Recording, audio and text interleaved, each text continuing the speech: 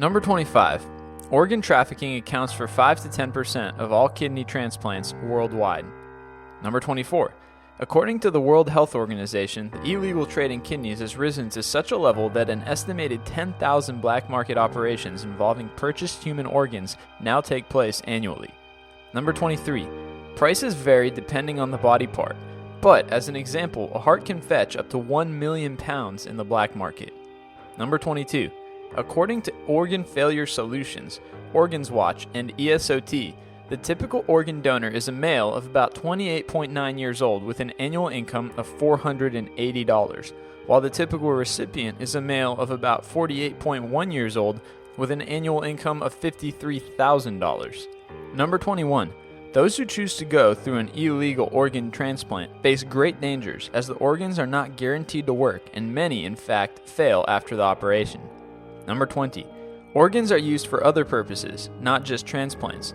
For example, there's a demand for illicit experimentations from unethical scientists, and even parts like the genitals are used in black magic or juju rituals.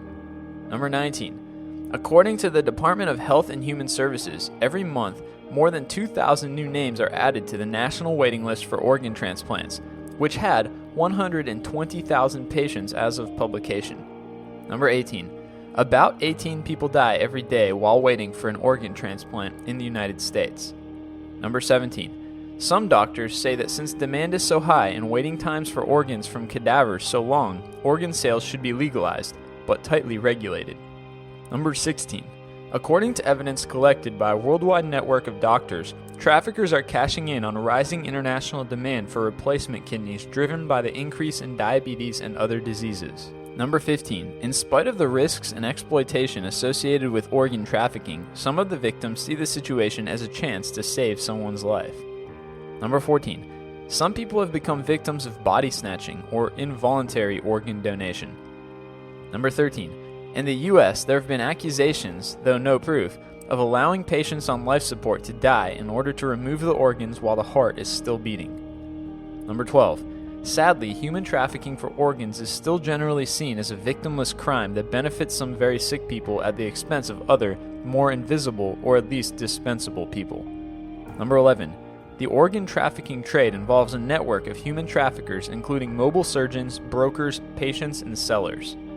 Number 10. Corrupt doctors often target children, especially those from poor backgrounds or children with disabilities, for organ harvesting.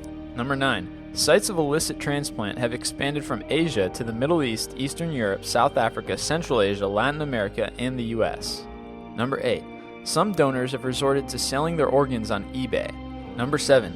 Some have suggested that countries can defeat the traffickers by maximizing the supply of organs from diseased and living donors, and by encouraging healthy lifestyles which would stop people from getting conditions such as diabetes in the first place. Number 6.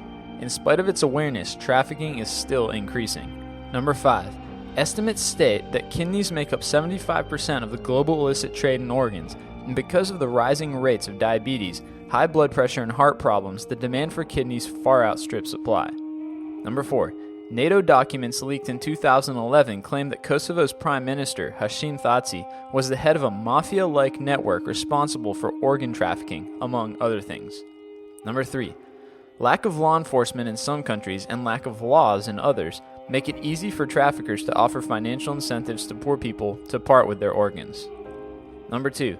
Organ brokers in China advertise their services by using clever slogans such as "Donate a kidney, buy the new iPad." And number 1. Patients, many of whom go to China, India, or Pakistan for surgery, can pay up to $200,000 for a kidney to traffickers who harvest organs from vulnerable, desperate people, sometimes for as little as $5,000.